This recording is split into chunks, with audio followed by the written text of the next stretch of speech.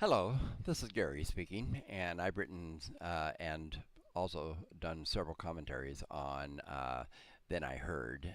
And this one isn't really about that.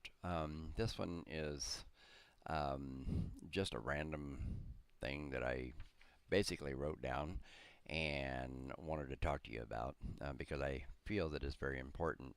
Name of it is Tips and Ideas on How to Save America from Internal Combustion. And as you know, America isn't the great nation that it used to be. I mean, and I say that with a lot of pain in my heart. Uh, we've had a pretty spineless government, always trying to be politically correct, where no one pays attention to small details like our laws, our Constitution, and our rights as citizens. Uh, it seems as though our leaders in Washington, D.C., sometimes I feel like calling them dictators, um, no longer care about protocol of immigration laws. They really don't. They don't care. This is a very sore subject with me.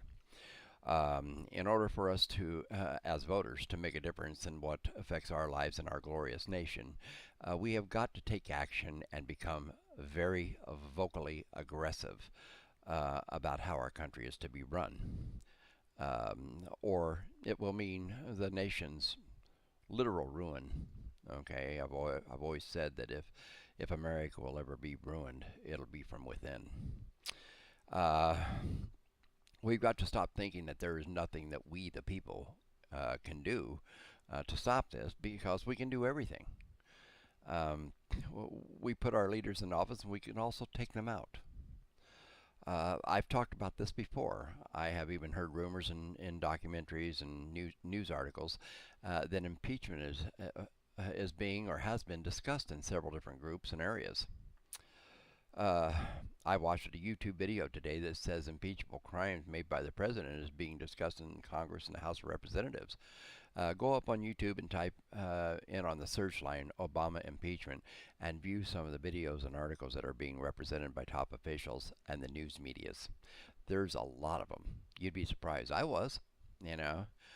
So long story short, we the people have the power to make important changes in our leadership and our country. We, the people, need to act before our beloved America falls. We definitely don't want that to happen. We, the people, can demand that folks up on Capitol Hill be held responsible and accountable for their actions and decisions that they make in regards to what affects us. You can also contact your state senators and representatives.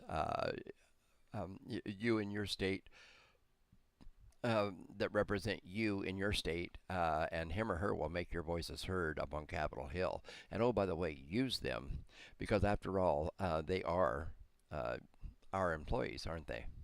We pay them.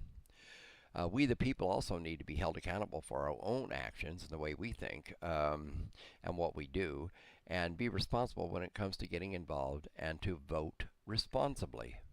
We need to know who we're voting for. We need to know what issues we're voting for. We really need to pay attention to this, especially you youngsters out there that are up and coming and are going to be running this country long after we're gone. Too many of us are all wrapped up in our own little worlds. Again, people in their 30s, you're wrapped up in making a living for your family and you ain't got time for any of this, but it's going to affect your kids and it's going to affect you.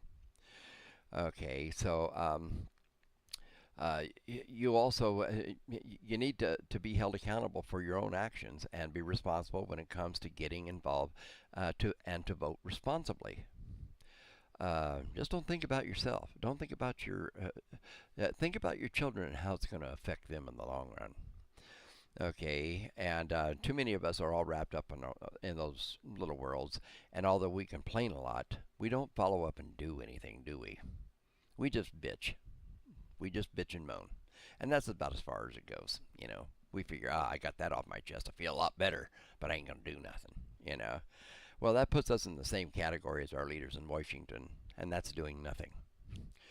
I personally want my country back. I don't know how you feel, but back in the day, I would give everything I had to get back in the days when life was so much more simpler. I want my country back, and I personally don't give a rat's ass about being politically correct. I really, really don't. Never have, never will. You know, I don't need to be politically correct. I'm a U.S. citizen. I have a right to say what's on my mind. So I don't believe in political correctness like most of our people in government do. They care about everybody else but the citizens. They care about, you know, other folks that come in building mosque. They care about Allah.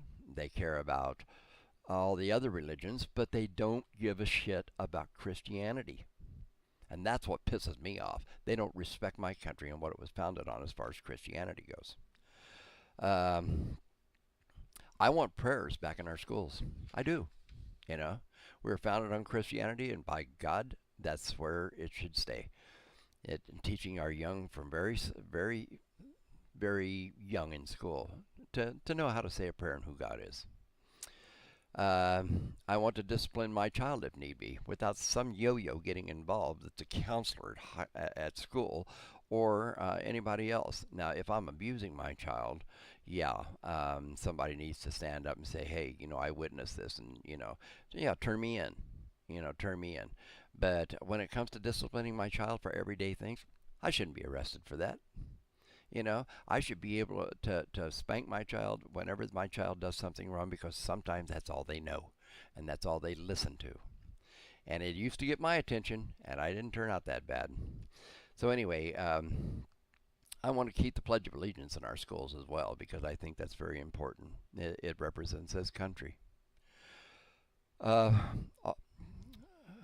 I don't know. I want to keep the Pledge of Allegiance in our schools, and we need to show and let Washington know who their bosses really are, and that would be we the people, you and I.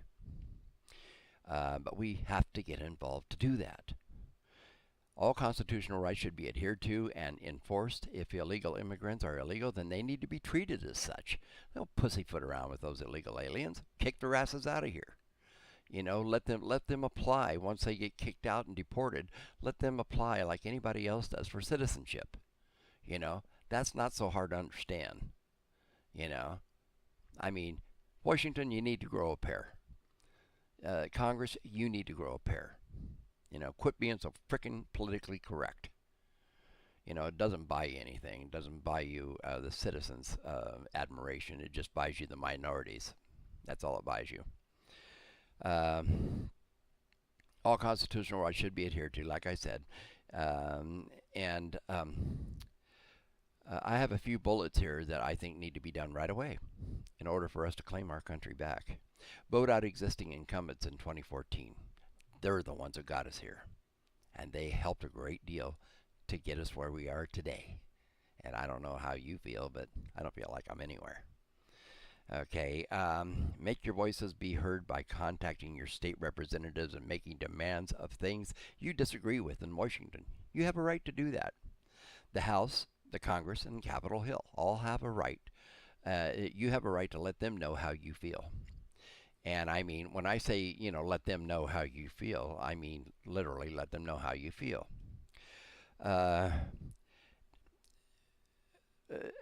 Demand and expect better through your votes.